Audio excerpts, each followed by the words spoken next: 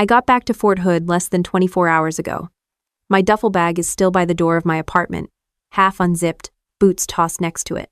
12 months in, Kuwait left me craving a shower, a real bed, and coffee that didn't taste like burnt engine oil. This morning, I'm standing in my kitchen with a mug of decent coffee, still in my army t-shirt, scrolling through my phone to catch up on life at home. A photo pops up from my aunt's Facebook. At first, it doesn't register. White tents in a backyard, rows of tables covered in coral-colored cloth, champagne glasses raised. I swipe. Another photo. This time I zoom in. My sister Brianna is front and center in a white dress with a flower crown, smiling like a commercial for happiness. Every cousin is there. People from our church are there. Even great-aunt Judith, who hasn't flown in years, is sitting in the front row with a walker. My heart starts racing because it's clear this is her bridal shower. I set the mug down too hard and coffee splashes across the counter, sliding toward my uniform jacket that's hanging on a chair. For a second, I forget to move it. I just stare at the screen counting faces. 39 guests. I scroll again and again like maybe one picture will have me in the corner. Nothing. Not a text, not an invite, not even a wish you were here. I sit at the table with my phone. It's not the first time Brianna has been the star, but this is the first time they didn't even pretend to include me. Last month from Kuwait, I sent her a handwritten congratulations card with pressed wildflowers. I offered to design her invitations for free. She never responded, but I assumed she was busy. I open the family group chat. It's filled with emojis, inside jokes, talk about the big day. Scrolling back, I see my number was removed from the chat months ago. That's when my stomach drops. This wasn't an oversight. It's coordinated. I dial my mom before I can think about it. She picks up on the third ring. "Riley, are you okay?" she asks in that tone that sounds concerned but really isn't. "I just saw pictures of Brianna's bridal shower," I say. "Why wasn't I invited?" There's a pause, then a sigh. "Honey, we didn't want to put pressure on you after your deployment. Brianna deserves her special day." Alman, pressure? My voice stays even, but my hand is shaking. "You think me showing up would ruin her day? Please don't start. You know how things get with you two," she says. "This is exactly what we were trying to avoid. It's like being slapped." She's using the same words she used when I got my commission and she told everyone I'd changed. "So I'm drama now?" I ask. "It's not personal," she says. She always says that. I hang up before she can spin it further. Years of deployments taught me to cut off bad comms fast. I pull up Aunt Dolores' number and hit call. She answers like she's been waiting. "Why wasn't I invited to the bridal shower?" "We thought you'd ask," she says, without a trace of apology. "Brianna deserves a day that's just hers. You showing up in uniform and talking about deployments would shift the focus." "I'm her sister," I say. "Blood doesn't give you a free pass to ruin things." She snaps. "Some relationships in this family are already strained. Don't make this bigger than it needs to be." I hang up again. My hands are steady now. The apartment feels small but clear. I go back to the group chat and see a message pop up in real time. It's from Aunt Dolores to Mom and Brianna. "Good thing we didn't invite Riley. Less drama." Before I can screenshot it, it vanishes. But my reflexes from the army kick in. I already hit capture. The evidence sits on my screen like a classified memo. I lean back in my chair looking at the uniform jacket drying on the chair, the boots by the door, and the screenshot in my hand. 12 months of convoys, spreadsheets, and supply chain chaos couldn't rattle me like one bridal shower at home. I came back thinking I'd finally be part of something normal. Instead, I'm being erased from my own family story. I put the phone down and start making mental notes the way I do before a logistics briefing. Who knew what? Who said what? What dates? This isn't just about being left out of a party. They've been building a narrative about me while I was gone, and if I don't track it, they'll tell everyone I chose not to be there. Outside my window, the Texas sun is already brutal. Inside, my coffee's gone cold. I glance at my watch and realize I've been sitting here for 40 minutes replaying every holiday, every time Brianna got praised while my own news was brushed aside. My pulse is still high, but the training kicks in. Breathe, assess, plan.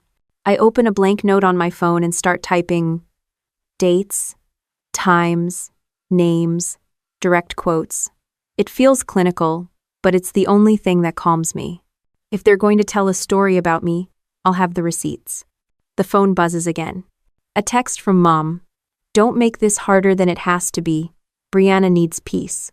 Another from Aunt Dolores. You should be proud of her from a distance. My thumb hovers over reply, but I don't type anything. Right now, silence is my only leverage. I close the phone and look around my apartment. The duffel bag's still by the door.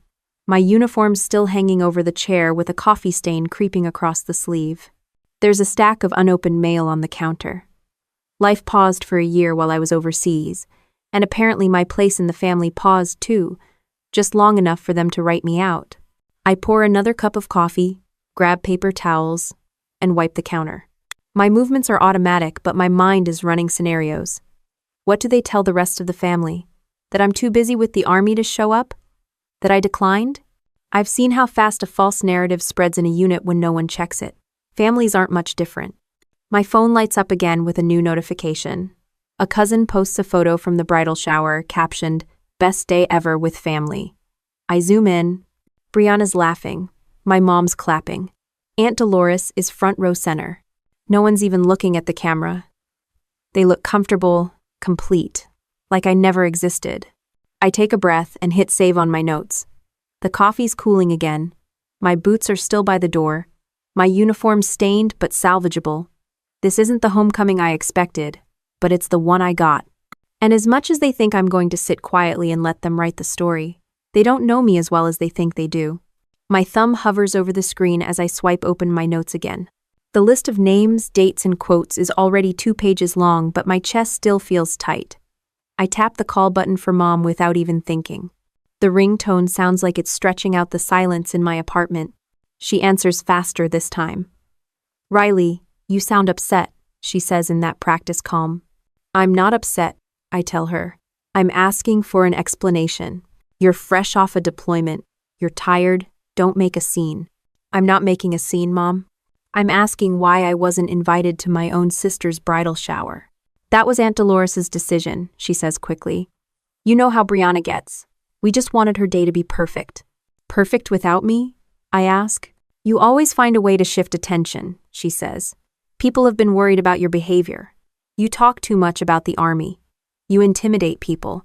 I hold the phone away for a second and stare at the ceiling. This is textbook. She's feeding me a line and expecting me to swallow it. "I spent a year running supply chains in a combat zone," I say.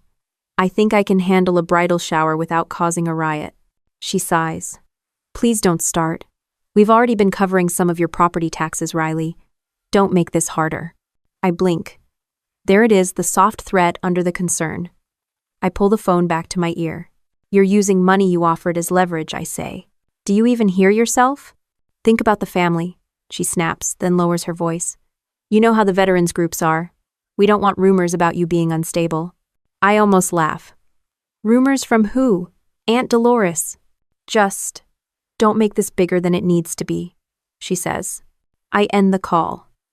My fingers don't shake this time. Instead, I hit record on my phone and then dial Aunt Dolores. She picks up on the first ring. "Well?" she says, like I've kept her waiting. "I want to hear from you," I say. "You shouldn't be at the wedding events," she says. "Brianna deserves to shine. You're in uniform half the time. You make everything about you." "I'm in uniform because I serve the country," I tell her.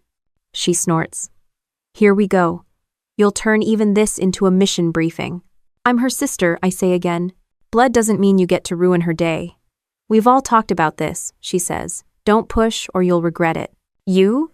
"I'm recording this call," I say flatly. She goes silent for a beat, then hangs up. I set the phone down and stare at it. In less than 5 minutes, they've shown me exactly how far they'll go. Gaslighting, money threats, smearing my reputation. They're playing politics like it's a board game. The apartment feels hotter. I grab a bottle of water from the fridge and lean against the counter. The cool plastic under my palm steadies me. I've done convoy briefings in 120-degree heat with mortars landing outside the fence. I can handle this. My phone buzzes again. It's a text from Mom. "Don't tell people you weren't invited. It will just cause drama." Another from Dolores. "You should be proud of your sister instead of jealous." I stare at the screen and don't respond. They're not even subtle. I pick up my notebook and flip to a clean page. May 3. Call with mom. Implied threat about property taxes. Call with Dolores. Said I ruined things. Mentioned we've all talked about this. I write it out like a report. Exact words. No interpretation. I think about last Thanksgiving, the way Aunt Dolores announced Brianna's promotion like it was a Nobel Prize and then turned to me with, "Still doing that little hobby?" That little hobby funded my condo. That little hobby built a portfolio of national clients. And yet here I am, being treated like the unstable one. My phone buzzes again. Group text notification from a cousin. Can't wait for Brianna's wedding weekend. It's like a drumbeat in my head. I set the phone face down and walk to the window. Outside the parking lot is quiet except for a guy walking his dog. I breathe out slowly and feel the stiffness in my shoulders. My army training taught me to spot patterns. The pattern here is control. They've built a narrative about me while I was gone, and now they're enforcing it with silence, threats, and fake concern. I go back to the counter, grab my laptop, and open a new file. Title: Family Comms. I start a timeline from last year. Deployment dates, the card I sent Brianna, offers to help with wedding materials, silence from them, removal from group chat. The facts line up like coordinates on a map. Another text pops up. Good thing we didn't invite Riley. Less drama. This time it's in the family chat, but somehow hits my phone. Maybe someone added me back by mistake. My thumb hits screenshot before the bubble even disappears. Evidence saved. The message vanishes a second later, but it's too late. I sit down, legs braced, phone in one hand. The screenshot glows like a green light. They can delete messages, but not my copy. My pulse slows, not because I'm calm, but because I'm switching modes. This isn't about being hurt anymore. This is about staying ahead. I open my leather notebook and slip the printed screenshot into the back pocket. The page in front of me is blank. I write a single line across the top. Narrative control. Under it, I add, they excluded me intentionally. They're framing me as jealous divided by unreliable. Threatened me with property taxes and rumors. Evidence logged. My phone buzzes again, but I ignore it. I pour another glass of water and stand at the window. The Texas heat hits my face even through the glass. I think about every convoy manifest I've built, every supply line I've protected. Same approach here. Verify, document, plan. There's a faint knock at my door. I freeze, then exhale when I hear Sergeant Isla Torres's voice calling, "I know you're in there, Riley. Open up." I unlock the door. Isla steps in with a bag of takeout and a look that could cut through armor. "You look like hell," she says. "I've had better mornings," I reply. She sets the bag on the counter and starts unpacking containers. "Thai food. You're going to eat while you tell me what's going on." When? I lean against the counter watching her. Isla's been my friend since basic training. She's the only person who didn't flinch when I came back from Kuwait. "They didn't invite me to Brianna's bridal shower," I say. "Mom's gaslighting me. Dolores threatened me." Isla looks up. "That's textbook emotional manipulation. They're making you think you're the problem so you'll shut up." I nod slowly. "You need to document everything," she says. Dates, times, screenshots. Treat it like an after-action review. "I already started," I tell her, holding up my notebook. "Good," she says, "because they're rewriting your story, and if you don't get ahead of it, they'll own it." I sit down at the table with the food. The smell of basil and chili fills the room. Isla pours water into a glass and pushes it toward me. For the first time all day, the tightness in my chest eases just a little. Not because anything's fixed, but because someone else sees it clearly. We eat in silence for a few minutes. Then Isla says, "So what's your plan?" I pick up my fork and look at the screen of my phone still glowing with the screenshot. My plan isn't formed yet, but a direction is. The next morning I'm at my desk before sunrise, laptop open, coffee in hand, still tasting last night's Thai food. Isla's asleep on the couch, boots kicked off, like she's standing watch even while resting. I scroll through my inbox and see a subject line from American Cargo and Transit with my name on it. It's a company I lined up months ago from Kuwait, a solid logistics consulting contract that was supposed to bridge my transition out of the Army. The email is polite, full of corporate filler. After careful consideration, we've decided to move in a different direction. It's signed by the COO, a man who gave me his card at a veterans networking lunch last year and promised me first dibs on upcoming contracts. They don't even offer a reason. I read it 3 times. My hands tighten on the mug. That contract was 6 months of steady income and a foot in the door with commercial logistics. I open another tab and check my notes. Last week at the bridal shower photos, I saw the COO's wife in the background sitting next to Aunt Dolores, 2 dots connecting. I open LinkedIn and scroll through connections. Sure enough, Aunt Dolores's husband sits on the board of American Cargo and Transit. My throat goes dry.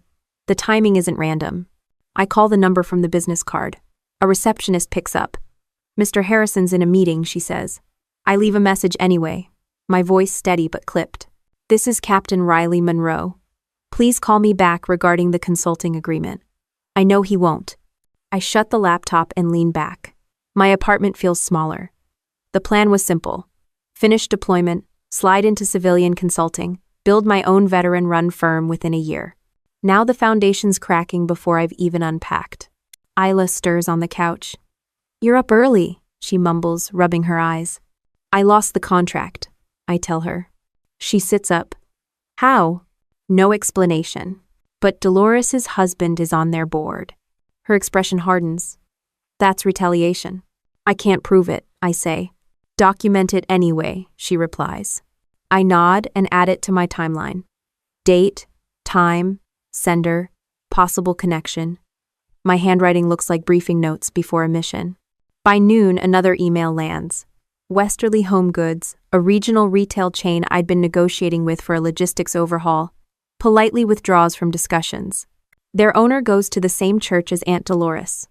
2 contracts gone in less than 24 hours. I stand at the window with my arms crossed. Outside, the parking lot shimmers under the Texas Sunday. I've done everything by the book for 12 years. I've led convoys across hostile terrain. I've built supply chains from nothing. Yet here, at home, one whisper from Aunt Dolores spreads faster than any rumor in a war zone. Isla's voice cuts through my thoughts. "This isn't just family drama anymore. They're hitting your livelihood." "I know," I say quietly. "You still want to be in the wedding?" she asks. "I don't even know if I'd recognize myself if I showed up," I tell her. She shakes her head. "You've got to get out in front of this. Find allies outside the family." "I've got one," I say, thinking of Matt Caldwell. "Then use it," she says. I sit back down at my desk and open my portfolio. The screen glows with past projects. Diagrams of convoy supply routes, cost-saving models, before and after metrics. Proof of competence. Proof that my little hobby is a business. My phone buzzes with a text from Mom. "We heard you're telling people you weren't invited. Please stop. This is hurting Brianna." I type back and delete the message before sending it. There's nothing to say that won't be twisted. I turn to Isla. "What do you do when your own family tries to erase you?" She leans on the counter. "You build your own story louder than theirs. That's what you taught me in Kuwait." Her words land heavier than she knows. I scroll through my contacts and stop at Matt Caldwell's name. We've only met on video calls, part of a veteran entrepreneurship program. He runs Caldwell Shipyard in Maine, a sprawling facility he converted into a hub for veteran-owned startups.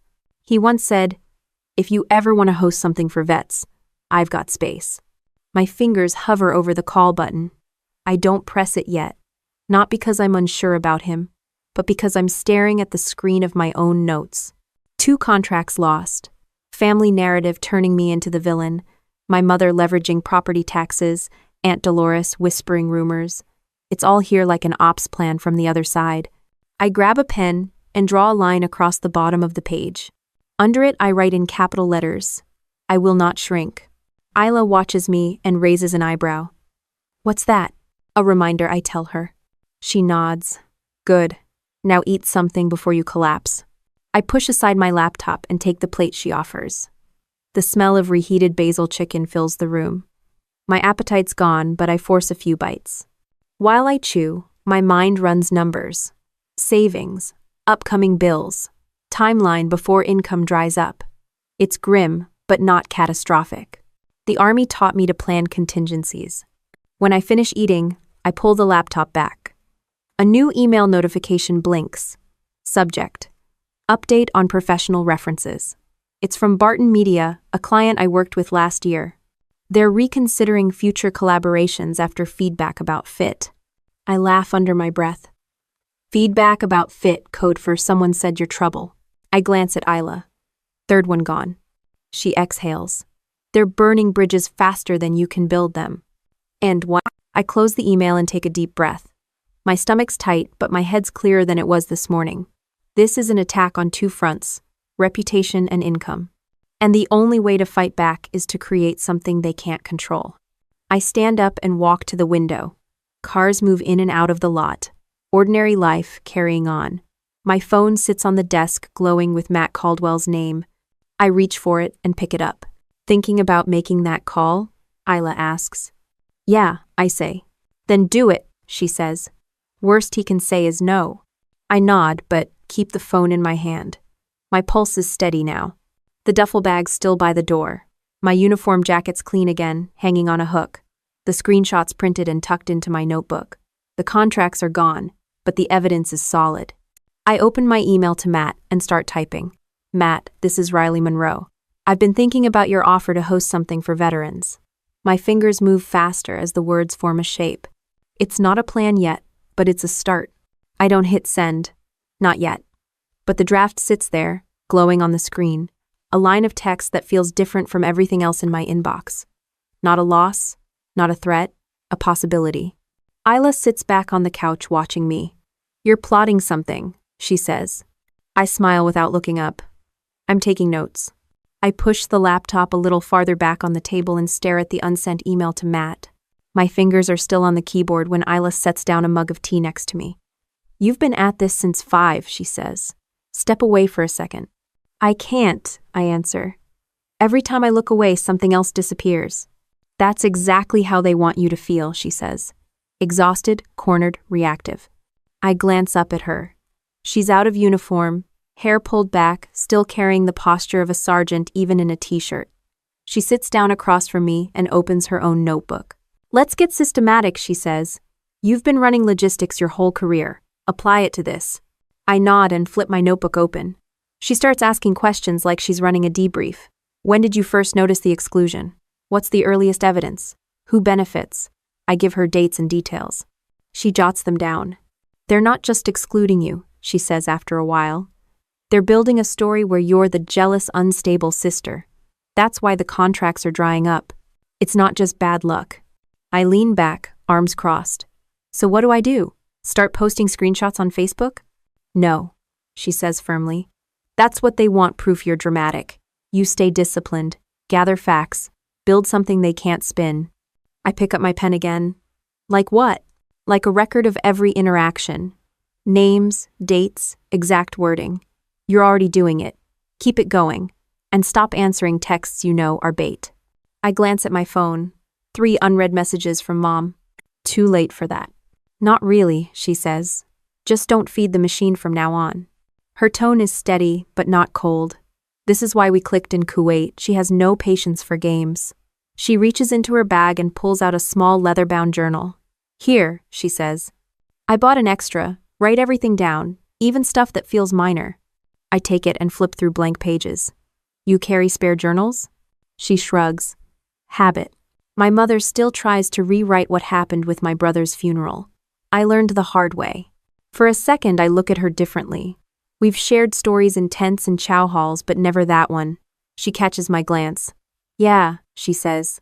Gaslighting isn't new to me. That's why I know what it looks like. I run a hand over the cover of the journal. The leather is smooth and cool. Thanks, I say quietly. She leans forward. Here's the thing. You can't stop them from talking, but you can stop them from defining you. You've got skills, contacts, and an actual track record. Use it.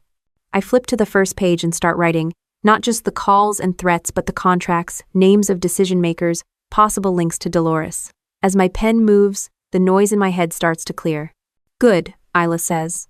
Now you're running an operation, not reacting to one. The kettle clicks off. She gets up to pour more tea while I keep writing. It's mechanical but calming. After a while, she says, So what's your next move? I look at the draft email to Matt still glowing on the screen. Maybe Maine. Tell me about it, she says. I explain the Veteran Entrepreneurship Program, the shipyard space, the idea of hosting a small gathering for vets. As I talk, my voice steadies. That's it, she says. Build your own thing. Show people what you're actually about instead of fighting rumors. I close the notebook and meet her eyes. You'd help me? Of course, she says. I've got leave saved up, and I want to see Maine. I smile a little for the first time in days. We spend the rest of the morning mapping out my recent losses like it's a supply chain analysis. Contracts lost, dates of messages, who said what. Isla draws arrows between names. See? She says. All paths lead back to Dolores. I shake my head. She's not even subtle. She doesn't have to be, Isla says. She thinks you'll roll over.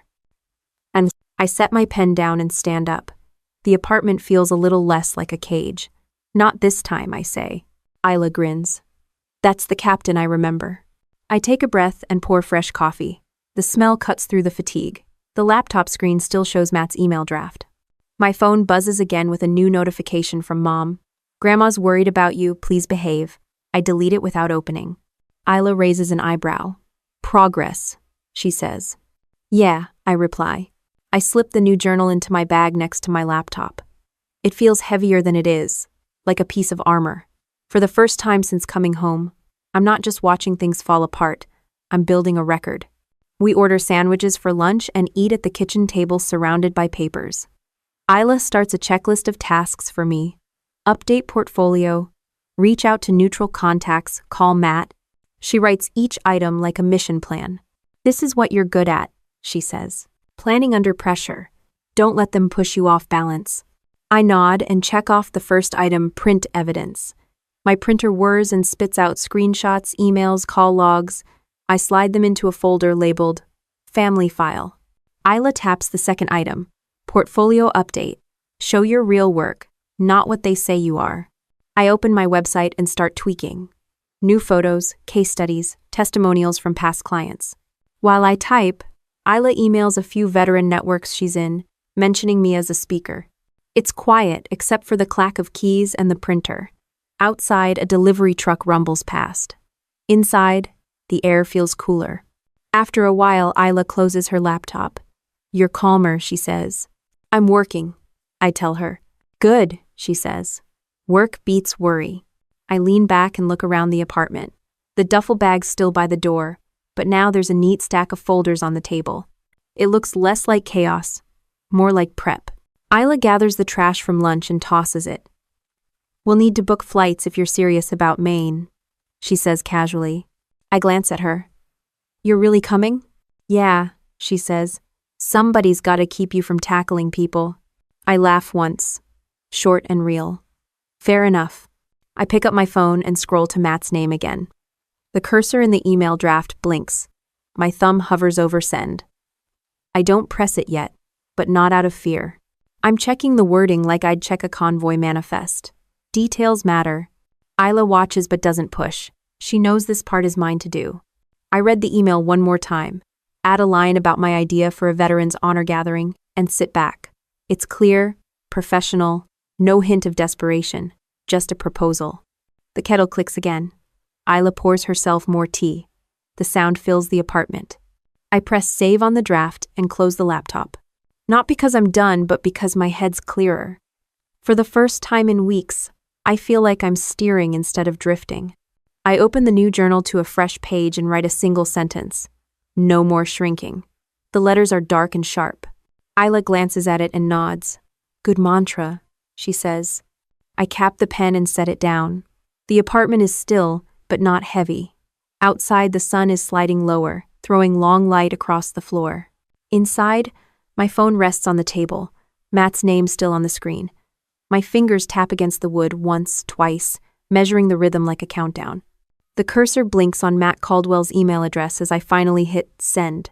It's just a few clean paragraphs about wanting to visit the shipyard and talk about hosting a small event for veterans, but it feels like more than that. I slide the laptop shut and stand up. My shoulders loosen a little, like setting down a rucksack. 2 hours later, my phone rings with a Maine area code. I pick up. Captain Monroe? A man's voice says. Speaking. This is Matt Caldwell. Got your email. You're serious about coming up here? Yes, I say. Good, he replies. I like people who move fast. We've got a veteran entrepreneurship workshop next weekend. Come up, meet the crew, see the space. Bring a friend if you want. I glance at Isla, who's listening from the couch. We'll be there, I say. Matt gives me the address and a few travel tips, then hangs up with a simple, looking forward to it. No corporate fluff, no passive-aggressive tone, just direct. I book the flights that night. Killeen to Boston, then a rental car up the coast to Maine. Isla handles the logistics like it's second nature. By the time we're done, we have a neat itinerary on my phone. The next morning, we're in uniform casual clothes at the airport with carry-ons. Isla's scanning the terminal like she's on patrol. You sure about this? She asks as we board. Sure enough, I say. The flight is uneventful. We land, pick up the car, and start driving. The highway gives way to smaller roads lined with pine trees. Salt air drifts in through the cracked window. Maine looks nothing like Texas. When we pull into Caldwell Shipyard, the sign out front says, Founded 1946. Rebuilt by veterans. The place is huge. Old brick warehouses next to new steel buildings, cranes in the distance, flags snapping in the wind. Matt meets us at the entrance wearing a work jacket with his name stitched on it. He's about my age, maybe a few years older, with the calm confidence of someone who's built something from scratch. Welcome to the shipyard, he says, shaking my hand firmly. You must be Isla. She nods.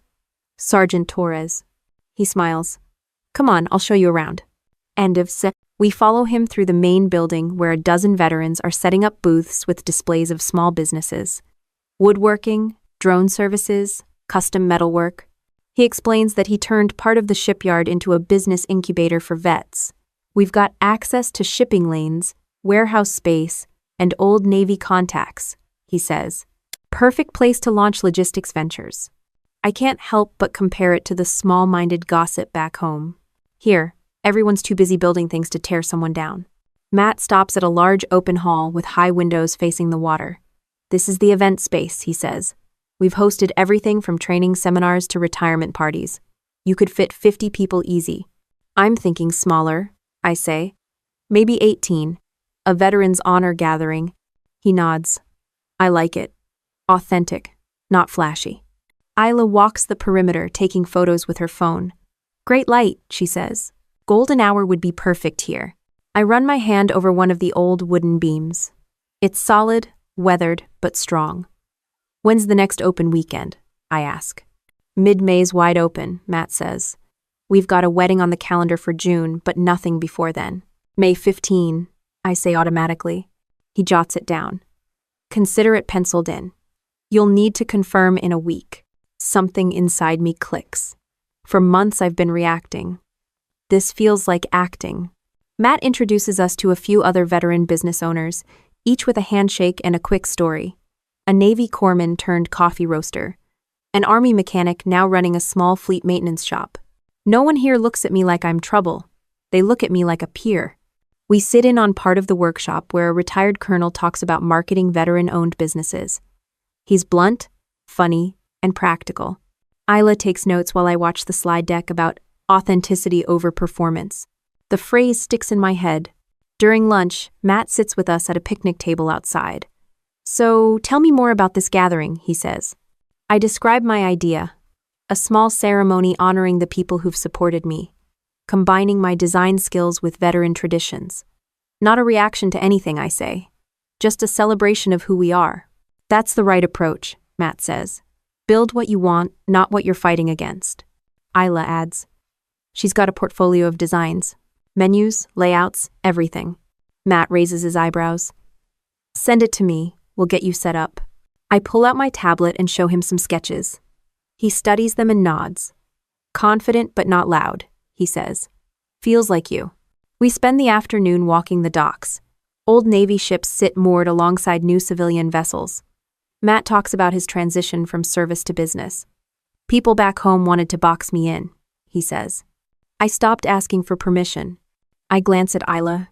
She gives me a small nod. The message is clear. Stop shrinking. Back inside the hall, Matt pulls out a calendar. Lock in your date by Friday and I'll hold the space, he says. No deposit yet. Just give me your guest list and logistics requirements. I can do that, I say. He smiles. Good. And if you need a caterer, we've got a veteran, owned one down the road. As we wrap up, Isla snaps a few more photos. This place is gold, she whispers. I nod. It feels different. And we thank Matt and head back to the car.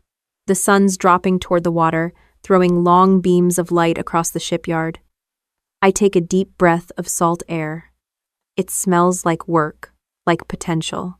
In the car, Isla looks at me. You're already standing taller, she says. I feel it, I admit. She grins. Now let's make a plan. We drive down the coast road with the windows open. My phone buzzes with a new message from Mom. I don't open it. Not yet. The wind off the ocean is cool against my face. Back at the hotel, we spread papers across the desk. Isla starts drafting a guest list spreadsheet while I sketch layout ideas. 18 people, simple decor, a flag folded neatly on a table, local flowers. We talk about travel arrangements, seating, photography. This isn't some fantasy. It's a plan built on real dates, real names, real logistics. For the first time since stepping off the plane at Fort Hood, I feel like myself again. I close my notebook and look at Isla. We're doing this, I say. She nods. Yeah, we are. Outside the window, the Atlantic stretches dark and steady. Inside, our laptops glow with spreadsheets and sketches. My phone vibrates again on the table, but I leave it face down. Right now, it's just background noise. The hotel room smells like salt air and printer ink as Isla lays out her laptop on the desk and starts typing names into a spreadsheet. I pull up a chair beside her with my notebook already open to a fresh page. 18 guests. No one out of obligation. Only people who have actually shown up for me. The first 10 names go down fast. Fellow soldiers, mentors, 2 civilian clients who stuck by me after the rumors started. Isla glances at my list. This is tighter than any wedding invite list, she says. That's the point, I answer. I'm not performing. I'm honoring. End quote. She types faster, adding columns for travel, lodging, dietary needs. She's got the calm efficiency of a staff sergeant running a supply convoy. I start sketching layouts for the space at Caldwell Shipyard. Tables in a horseshoe facing the water. A long table with framed photos of deployments. A folded flag in the center. Not as a gimmick, but as a marker of who we are. I jot down colors. Amber and sage for flowers. Dark blue table runners. Nothing like a wedding. Everything like a gathering. Music? Isla asks without looking up. Instrumental. Local veteran band maybe, I say. Nothing loud, just enough for background. She nods. Catering? Matt mentioned a veteran-owned company down the road, I reply. I'll call them tomorrow. We work like that for hours, moving from one detail to another. Every choice feels like a small act of reclaiming control. By evening, my sketches cover 2 pages, and Isla's spreadsheet looks like an op order. She pushes the screen toward me. Flights, hotels, carpool options.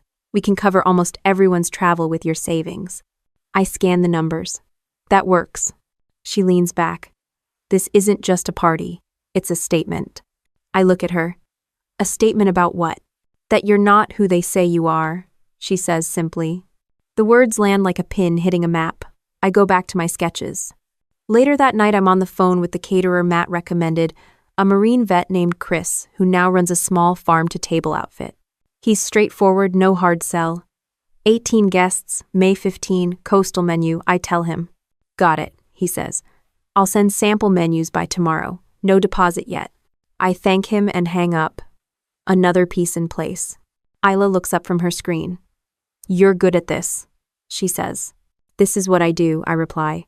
Plan, execute, adjust. We go over the guest list again.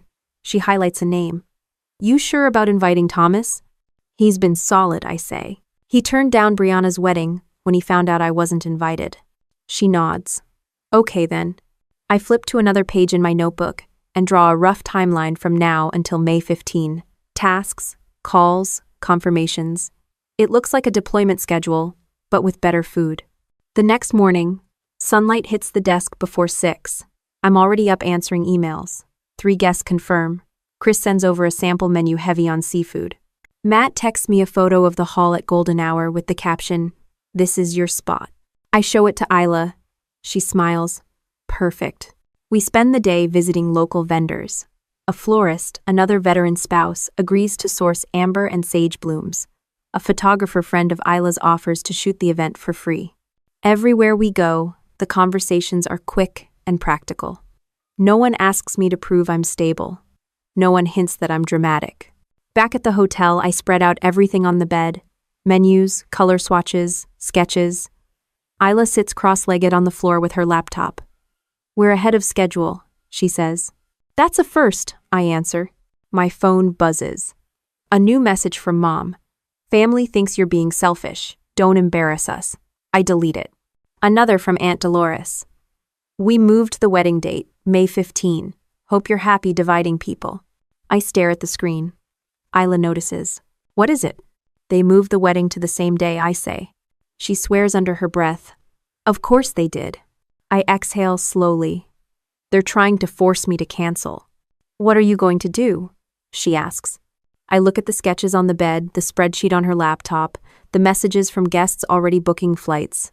My answer comes without hesitation. "I'm not changing a thing." "Good," Isla says. "Then we plan like nothing's changed." Oh, what? We go back to our work. But the stakes feel different now. This isn't just logistics anymore. It's a test of will. I update my guest emails with travel details, making sure everyone knows exactly where to be and when. Isla calls the caterer to confirm menus. Matt texts about chairs and tables. The pieces fall into place one by one. At dinner, Isla says, "They'll spin this as you being vindictive."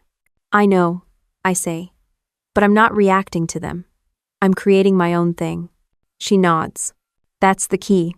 After dinner, we sit by the window looking at the dark Atlantic. The shipyard lights flicker in the distance. I think about all the times I bent to make family gatherings easier, all the times I muted myself so Brianna could shine.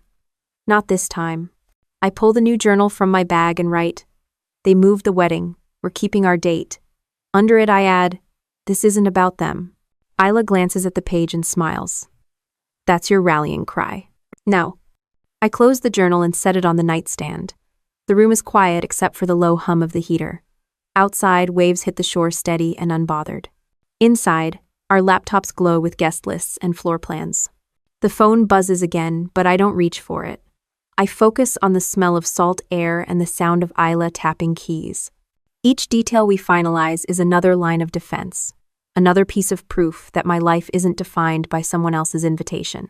We work late into the night until the checklist on Isla's screen turns green with completed tasks. Flights booked, venue held, menu chosen, photographer secured, flowers reserved. She stretches and shuts her laptop. "We're locked in," she says. I nod and flip my notebook closed. The plan sits there solid and real, not a reaction but an intention. For the first time since this started, I'm not bracing for the next hit. I'm moving forward. The morning after finalizing the vendor contracts, I wake up to a cluster of notifications buzzing across my nightstand. I scroll through them while Isla showers. 3 missed calls from Mom, 2 texts from Brianna, and 1 from Aunt Dolores. The top message reads, "Grandma's asking why you're trying to split the family. Call me." I set the phone down and open the curtains.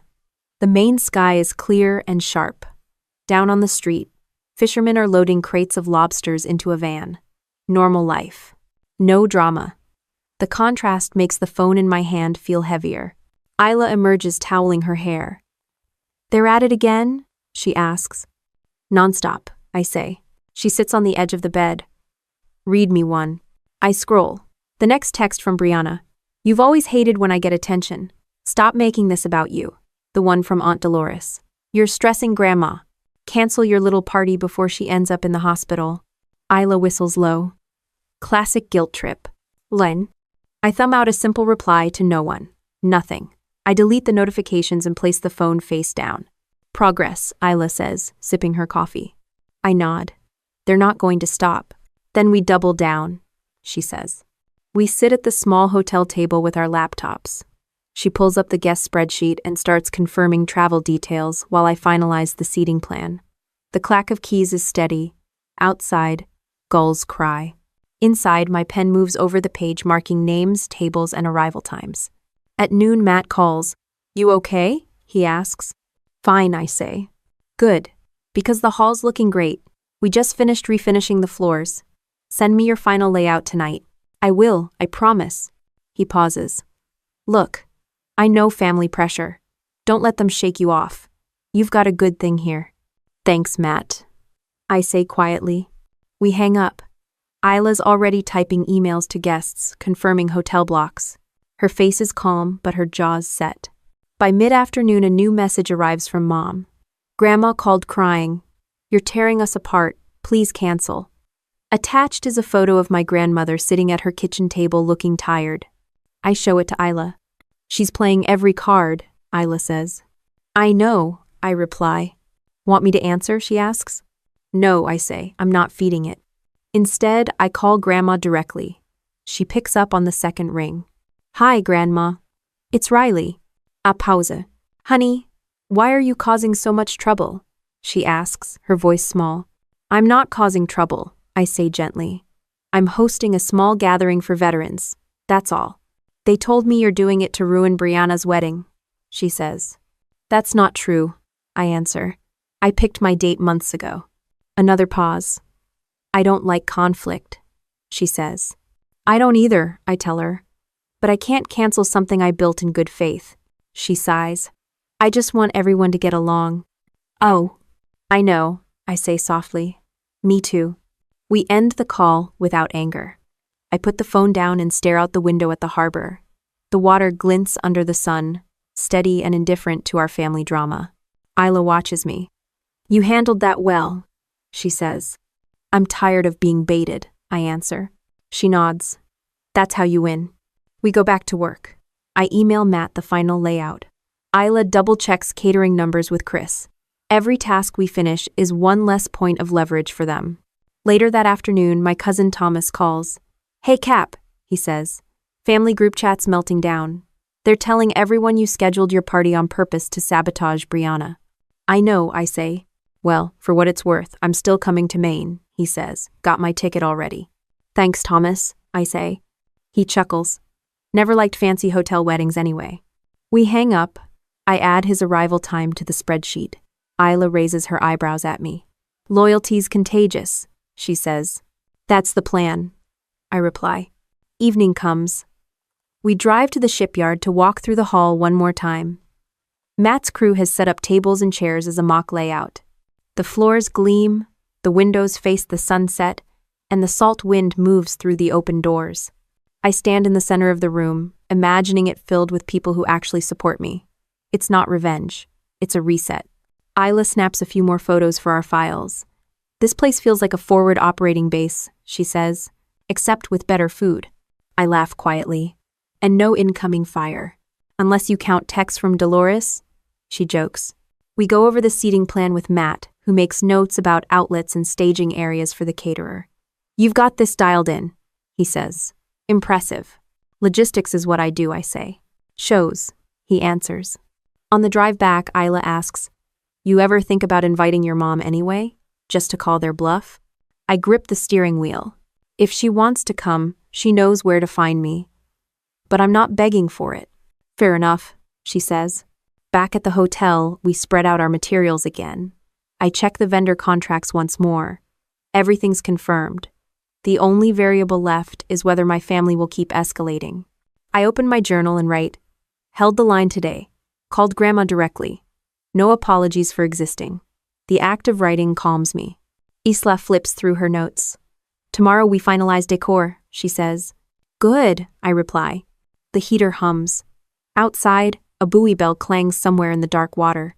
Inside, our laptops glow with steady light. My phone buzzes again, but I leave it face down. Isla stretches. "You've come a long way from that first morning," she says. "I feel it," I admit. She grins. "You're not the drama anymore. You're the commander." I smile faintly. "About time." She closes her laptop. "Sleep. Big day tomorrow." I nod and set my pen down. The room feels quiet but not tense, like the pause before a well-planned operation executes. On the nightstand, my journal lies open to the last entry. The ink is still wet, but the words are steady. No more shrinking, no more bait. The knock comes just as I'm taping the last box of decorations. Isla's at the kitchen counter labeling guest bags when I glance through the peephole. My mother stands on the landing with her purse clutched tight, and Aunt Dolores beside her in a stiff blazer, face set like she's here to close a deal. I open the door slowly. "Riley, sweetheart," my mother says with forced cheer. "We thought we should talk." I step back. "Come in." They walk in without hesitation, eyes scanning my living room like inspectors. The sketches for the ceremony are laid out on the table, floral swatches neatly stacked beside menus. Dolores's gaze sweeps over them with a faint sneer. "This has gone far enough," she says, not bothering with small talk. I stay standing while they sit on the sofa. Isla stays in the kitchen but within earshot, arms crossed. My mother smooths invisible wrinkles on her slacks. "Your grandmother is very stressed about this situation. We'd like to propose a compromise." I raise an eyebrow. "Compromise? You can attend Brianna's reception. The evening portion only," she says carefully. "Cancel your party. Show the family you're willing to cooperate." Dolores leans forward. "Think about how this looks, Riley. 2 events on the same day divides the family. It forces people to choose sides. It's not healthy for your grandmother." The manipulation is so obvious, it almost makes me laugh. Instead, I walk to my drafting table and return with a leather portfolio. "I'd like to show you something," I say. I open it to reveal watercolor sketches of the Shipyard Hall set for 18 guests. "This is what we've planned. It's not a wedding. It's a gathering to honor veterans and friends who supported me." My mother glances at the pages, brow furrowing. "But why didn't you tell us?" "I respected your decision to exclude me," I answer evenly. "I didn't think you'd want to know." Dolores snorts. "This doesn't change anything. Playing dress-up won't make your little event equal to Brianna's wedding." I look at her squarely. "I'm not playing anything. These designs aren't pretend. They're my profession, the profession you've dismissed as a hobby for years." I slide a brochure across the coffee table showing logos of 3 national brands I've worked with. "While you've been telling people I'm jealous and unstable, I've been building a business that pays for this condo." My mother shifts uncomfortably. "We never meant to hurt you," she says quietly. "I'm not asking anyone to choose," I interrupt gently. "You made your choice months ago. This celebration isn't about Brianna. It isn't even about you." Dolores stands abruptly, pacing toward the window where photos of my deployments hang on the wall. "You're twisting everything around," she says sharply. "Fiona Brianna's wedding costs $95,000 at the Grand Hotel. 200 guests. That's what a real celebration looks like." I smile, nod unkindly. "That sounds lovely for Brianna.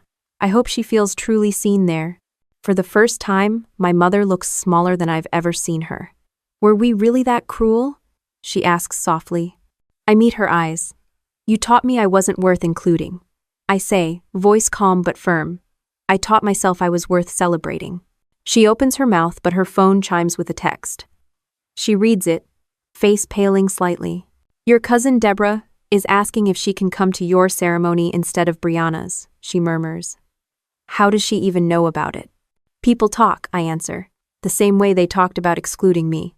Dolores grabs her purse. "This is ridiculous," she mutters. "I'm not sitting here while she pretends she's the victim." She storms toward the door, heels clicking. My mother remains seated, eyes on the sketches. "You really planned all this yourself?" she asks quietly. "With Isla and Matt," I say. "We've got vendors, flights, everything." She traces a finger over the drawing of the folded flag centerpiece. "It's beautiful," she admits. I don't respond. The weight of the moment hangs between us. Finally, she stands. "I need to think," she says. "That's all I've ever asked," I reply. She hesitates at the door. "Riley."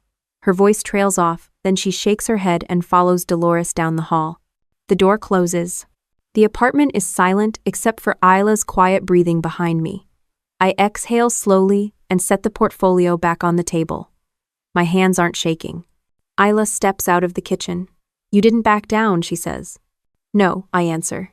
She smiles faintly. "That was a masterclass in staying calm." I shrug. I just told the truth. We start cleaning up the table, stacking sketches and swatches. I slide the brochure back into the folder and zip it shut. The air in the apartment feels lighter, like a window's been opened. Isla tosses me a bottle of water. How do you feel? Like myself, I say. She nods. Good. Because tomorrow we finalize the seating chart. I sit at the table again, pulling the laptop toward me. The screen glows with the spreadsheet of names. A new email sits at the top from Deborah. Is there still space for me at your gathering? I glance at Isla. She raises an eyebrow. Well? I'll reply after we're done here, I say. I open my journal to a fresh page and write. Met with Mom and Dolores, showed the portfolio, stood firm, no yelling, no apology. The letters are clean and dark. Isla looks over my shoulder. That's the real record, she says. Yeah, I answer. Outside the window, the late afternoon sun hits the balcony garden. The small flags Isla stuck in the flower pots flutter in the breeze. Inside, the table is clear again, except for the guest list and my journal. I take a long drink of water and set the bottle down. Time to lock in the final details, I say. Isla nods. Let's do it. We lean over the laptop together, entering arrival times, hotel rooms, and meal preferences. The work feels steady and solid.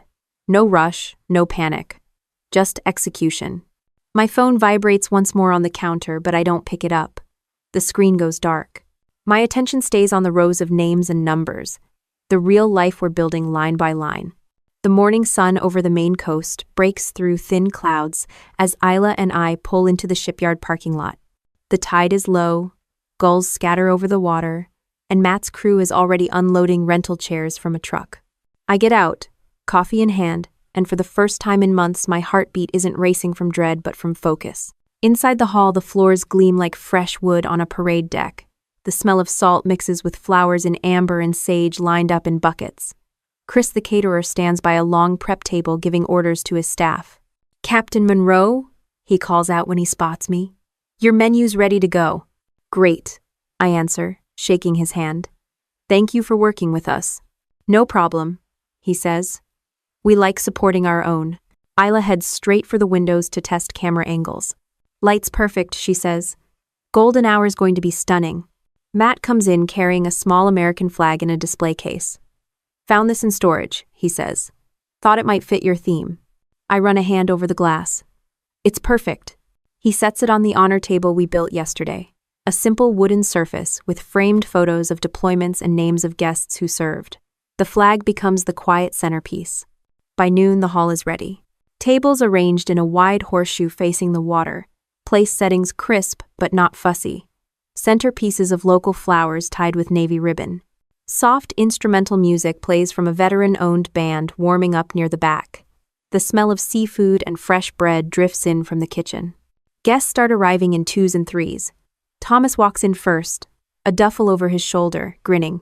This place is unreal, he says. Way better than a hotel ballroom. I hoog him briefly. Glad you made it.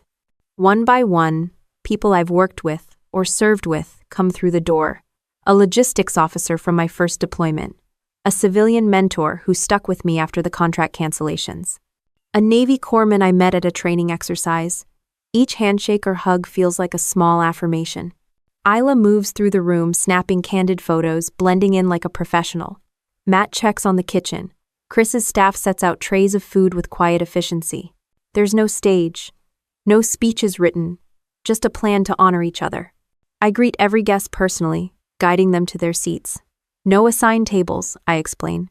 Sit where you feel comfortable. The atmosphere is warm but steady, like a well-run operation.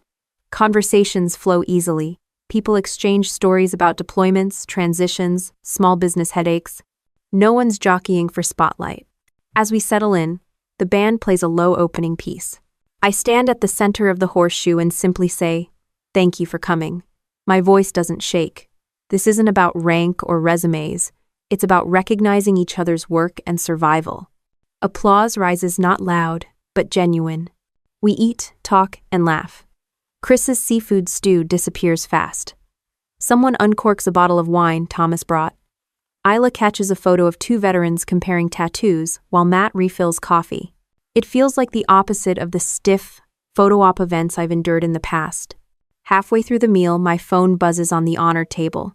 I glance at it, Mom. I let it go dark. Another buzz, Aunt Dolores. Another unknown number. I leave it face down. Thomas notices. They're watching, he murmurs. Let them, I say quietly. After lunch, we do a simple recognition. No speeches, just each guest sharing one line about someone who helped them after service. It's raw and unscripted. When it's my turn, I look at Isla. This friend, I say, reminded me that facts matter more than narratives. She grins, camera still in hand. Matt stands last. You've built something real here, he says. Don't let anyone tell you different. The room goes still for a second. Then people start clapping. Not for me, but for all of us. Isla moves to the window and signals. Golden hour light pours in, catching the flag on the honor table. She takes a series of shots as everyone mingles, the light making everything look almost cinematic but still real people, eating, talking, smiling, nothing staged. Chris brings out dessert and coffee. A few guests wander outside to the deck where the water slaps gently against pilings. The smell of salt air mixes with fresh pie. I stand at the railing with Thomas. You know, half the family is talking about this on Facebook right now, he says. I'm sure, I answer. You care? He asks. I shake my head. Not today. He smiles. Good answer. Back inside, Isla shows me a few of the shots on her camera. The flag, the flowers, the faces. They look exactly how it feels. Solid, authentic, unforced. Magazine's going to love these, she says. I shrug. Even if they don't, I do. We help clear plates and refill drinks. Matt's crew moves quietly in the background. No one's treating me like a problem child or a jealous sister. I'm just a captain running a well-executed plan. As the sun dips lower, the band plays one last instrumental. People start sharing contact info, making promises to meet again. I hand each guest a small thank you card with their name handwritten and a pressed sprig from my balcony garden back in Texas. It's not expensive, just personal. One guest, a retired colonel, looks at the card and says, "This is better than any award I ever got." I laugh softly. "It's just a plant," I say. "It's acknowledgement," he answers. The moment sticks with me. When the last tray is cleared and the band packs up, Matt claps me on the shoulder. "You pulled it off," he says. "Seamless. Couldn't have done it without you," I reply. He gestures around. "This is what the shipyard's for. Real connections, not empty optics." Isla packs her camera gear, smiling. "Wait till you see these shots," she says. I walk back into the hall one more time, empty now except for the flag still on the honor table. The light from the windows has shifted to a deep gold. I pick up the flag case and hold it for a moment. It feels heavy but right. Outside on the deck, guests are still chatting in small groups, the sky turning orange over the water. I stand in the doorway watching them, people who came because they wanted to, not because they were obligated. It's quiet, steady, real. I set the flag back down and take a deep breath. The smell of salt, flowers, and fresh coffee mixes in the air. My phone is still on the honor table, buzzing now with another round of notifications, but my hands stay at my sides. Isla walks up next to me. "Everything you planned happened," she says. "Yeah," I reply. She tilts her head. "How's it feel?" "Like I stopped chasing approval," I say, and started living my own story. She nods once. "Good." We step out onto the deck with the others, the breeze cool against our faces. The conversations flow, the sun keeps sinking, and the shipyard smells of sea and wood and possibility. Nothing about this moment feels like a performance. It's just what it is, my event, my people, and a day that finally belongs to me. By the time Isla uploads the last batch of photos from the shipyard onto her editing software, my phone is already lighting up with new alerts. She tilts her screen to show me one of the images, the flag glinting in golden light with our guests laughing around the tables. "These are going to get attention," she says. "Let them," I answer. The next morning, Matt calls. "You're not going to believe this," he says. "Modern Service magazine just reached out. They saw Isla's preview post and want to feature the gathering." I sit down on the edge of the bed. "They do?" "Yeah," Matt says. "They think it's the first authentic veteran-led event they've seen that isn't just a photo op. They want an interview." I can hear gulls crying faintly in the background of his call. "Send them my email," I say. "Already did," he replies. "Congrats, Captain." When I hang up, Isla's grinning at me. Told you, she says. The pictures tell the story better than any press release. I open my inbox. The magazine's email is at the top. They want high-res photos, a short write-up of my design process, and a quote about authentic connection over performance. I type back a simple yes, attach the files, and hit send. No hesitation. By afternoon, Isla's preview post has over 10,000 likes. Comments flood in from strangers praising the idea of honoring veterans in a personal way. Some share their own stories. Others ask how to support. Then the family texts start. Mom. Why are you making this public? It's hurting Brianna. Iton. Dolores. Out of respect for your sister, take down those posts. Brianna herself. You're stealing my thunder. Unbelievable. I set the phone down and keep working on invoices for my business. For once, the noise doesn't derail me. 2 days later, the Modern Service article goes live. Isla reads it aloud over coffee. Captain Riley Monroe transformed a lifetime of military logistics into a celebration of authenticity at Maine's historic Caldwell Shipyard, a counterpoint to the spectacle of traditional family events. She glances at me. They didn't even have to mention Brianna's wedding to make the contrast obvious. I shrug. They can draw their own conclusions. The article spreads fast. A design blogger reposts Isla's photos with a headline, "When Authentic Beats Extravagant." Another veteran organization shares it on their newsletter. My website traffic triples overnight. Within a week, I have 3 new inquiries from major clients. They're not small freelance gigs, they're full campaigns. I fill in the details on my calendar while Isla edits more photos. The family group chat, according to Thomas, is in chaos. Different relatives have been told different stories. Some were told I declined the wedding invitation. Others were told I planned my event to sabotage Brianna. Now the article's timeline shows my date was set months earlier. The contradictions are showing. My grandmother calls again. Riley, she says. I read the article. It was beautiful. Thank you, Grandma, I say gently. I don't understand why they didn't invite you, she says softly. They told me something else. I know, I answer. A long pause. I'm proud of you, she says. I close my eyes. That means a lot. Aster. After we hang up, I write in my journal, cracks appearing in the family narrative. Stay steady. That evening, a cream-colored envelope arrives by courier with Aunt Dolores's handwriting. Inside is a short letter. Decline the magazine feature immediately out of respect for Brianna's privacy during this difficult time. No greeting, no signature. 7 weeks ago, my hands would have shaken. Now I just slide the letter back into its envelope and set it on the table. What will you do? Isla asks. I walk to my desk, pull out a copy of the magazine, and slip it into a mailing envelope with a note I've written without hesitation. I'm not competing with Brianna. I'm completing my own story. I seal the envelope calmly, no tightness in my chest. The transformation still surprises me how completely I've stopped seeking validation from people determined to withhold it. 2 days later, Isla calls from the shipyard office while I'm on a client call. Showcase is confirmed, she announces. 30 designers and you're the headliner. The theme is authentic connection over manufactured perfection. I lean back in my chair. You're serious? Dead serious, she says. They want you to present your process and how you built the Veterans Honor Gathering. I hang up and look around my apartment. The duffel bag that once symbolized coming home sits empty by the door. My desk is covered with client briefs, not panic notes. That evening, Matt texts me a screenshot. Our events photos on the front page of a popular design blog. Underneath, hundreds of comments praising the meaningful details and lack of empty extravagance. Thomas calls. You're trending, he says, laughing. Meanwhile, Brianna's wedding hashtag has like 3 photos. I'm not trying to compete, I say.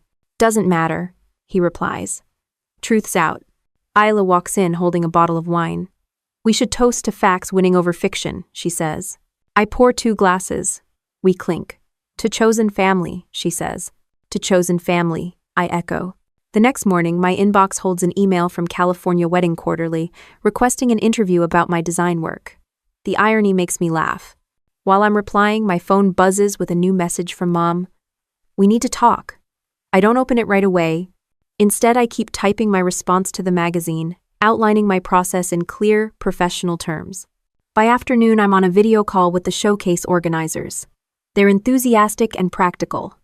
We're featuring artists who've reimagined traditional approaches, the coordinator says. Your project's a perfect example. I nod. Happy to contribute. When the call ends, I look at Isla. Remember when they said my business was a hobby? She grins. Not anymore. We spend the rest of the day prepping visuals for the showcase. I design slides highlighting not just the aesthetics but the logistics, how we coordinated vendors, travel, and seating. It feels like a briefing, but with color swatches. Evening comes. The sun sets over Portland, casting long light across my balcony. My phone buzzes with another message from Mom, but I leave it face down on the table next to the wine glasses. Inside, Isla arranges prints for my presentation while I finalize a client contract. This isn't payback, it's progress. I step outside for fresh air. A cardinal lands on the railing, bright red against the dimming sky. The same kind of bird I saw the day I discovered the bridal shower photos. It sits for a moment, then flies off over the rooftops. I go back inside, slide my journal closer, and write, magazine feature live, showcase confirmed, work steady, no more shrinking. Isla looks up. Ready for tomorrow? She asks. I'm already in it, I say. The room feels light, anchored by action rather than reaction. Outside, city lights flicker on. Inside, our laptops glow with work that finally reflects who I am. My phone vibrates again, but I let it be. Right now there's nothing to fix, only to build. Boxes of print materials for the showcase sit neatly stacked in the corner of my new apartment. The walls are bare but full of light from tall windows, a quiet space above downtown that feels more like a launch pad than a refuge. Isla is at the table going through her camera cards, and Matt's name flashes on my phone. They're here, Matt says when I answer. Come down to the deck. I grab my jacket and head out. The air smells of salt and fresh paint as I walk along the dock. The shipyard looks different now, less like a venue and more like a part of my life. Matt waits by the railing, a cup of coffee in his hand. Thought you'd want to see this, he says, pointing toward the hall where our gathering took place. Through the windows I can see workers setting up for another event, but the flag we used is still in its case on the honor table. I rest my hands on the railing. Hard to believe it's been just a few weeks, I say. Feels longer, Matt replies. Good longer. Isla comes down the steps carrying a folder. The magazine sent over the printed feature, she says. She hands it to me. On the glossy pages are photos of our event, the folded flag, the guests laughing, the amber flowers against the sea. The headline reads, Captain Monroe redefines veteran gatherings with authentic connection. I run a thumb over the image. It looks exactly how it felt. It was exactly how it looked, Isla says. No staging required. We stand there for a moment, the three of us watching the tide roll in. No one is checking phones. No one is waiting for the next jab from family chat. Matt takes a sip of coffee. You built something solid, he says. Most people never get past talking about it. Couldn't have done it alone, I answer. Sure you could have, Isla says. You just shouldn't have to. Her words land quietly. Up on the deck, Thomas walks over carrying 2 cardboard boxes. Mail just came, he says. Aunt Dolores again. I open the top box. Inside are unsent wedding programs from Brianna's event, cream-colored with gold trim. On top is a note in Dolores's handwriting. You made your point. No greeting, no explanation. I fold the note and tuck it into my journal. Not as a trophy, but as evidence of what's changed. She's still trying to frame the story, I murmur. Let her, Isla says. People saw the truth. Thomas shrugs. Families splitting their time now. Some of them are even talking about planning their own veteran support events. That would be something, I say. We carry the boxes into the hall and set them aside. Matt's crew is preparing for another workshop, this one on veteran-owned logistics businesses. I recognize 2 faces from our gathering. They wave. I walk back out onto the deck. The sun glints off the water, and for the first time in years, I don't feel like I'm pushing against a wall. I feel like the ground under me is firm. My phone buzzes once. It's a text from my mother. I'm thinking about coming to your showcase. No promises. I read it twice, then put the phone back in my pocket without replying. Not out of anger, but because there's nothing to resolve. My life isn't a negotiation anymore. Isla leans against the railing. What are you going to talk about at the showcase? She asks. Process, I say. How logistics can be used to build connection instead of control. That's good, she says. Matt nods. That's your lane. Authenticity with systems. I laugh softly. Who knew? A breeze picks up, snapping the flag on the dock. I watch it for a moment. You ever wonder, I say, if healing requires both sides? Isla studies the water. Sometimes. But sometimes the healthiest thing is to build something new and let others choose. I look down at my hands on the railing. I think that's where I'm at. We fall silent, just listening to the water and the distant clang of tools. Guests from our gathering have started emailing me about collaborations. The showcase organizers confirmed my slot as headliner. My calendar is full, not with damage control, but with creative work. Thomas sets a coffee in front of me. You look lighter, he says. I am, I answer. He smiles. Good. We walk back toward the hall together. Inside, Isla is pinning prints of our event to a display board for the showcase. This panel's gonna hit, she says. I step beside her, aligning a photo of the honor table. It's all real, I say. No need to embellish. And, exactly, she answers. Matt checks his watch. You've got a client call in 10, he reminds me. I'll take it here, I say. He grins. Shipyard conference room beats a hotel lobby any day. I nod and pull out my laptop. The screen lights up with the faces of 2 new corporate clients. They want to discuss a long-term contract based on my logistics approach. We talk numbers and timelines, clear and businesslike. No one asks me to defend my stability. No one brings up family drama. When the call ends, Isla hands me a print of the magazine article. Frame this for your new office, she says. Maybe, I reply. Or just keep moving forward. We pack up the display board and carry it to the truck. Matt locks the hall behind us. The smell of sea and wood follows us back onto the deck. I pause at the railing one more time. The water is calm, the sky pale blue. The shipyard flags ripple in the wind. This isn't a dramatic ending or a triumphant pose. It's just me, standing where I built something that mattered, surrounded by people who showed up because they wanted to. Isla rests a hand on my shoulder. You ready? She asks. I nod. Yeah. We head toward the parking lot, the sound of gulls overhead. In my pocket, my phone vibrates with another message from my mother. I don't look. I keep walking. The air tastes like salt and new paint. On the seat of the truck lies my journal open to a fresh page.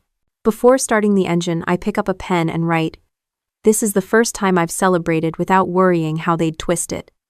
I underline it once and close the book. Isla starts the truck. Matt waves from the dock. The shipyard recedes in the mirror as we drive out, but the sense of steadiness stays.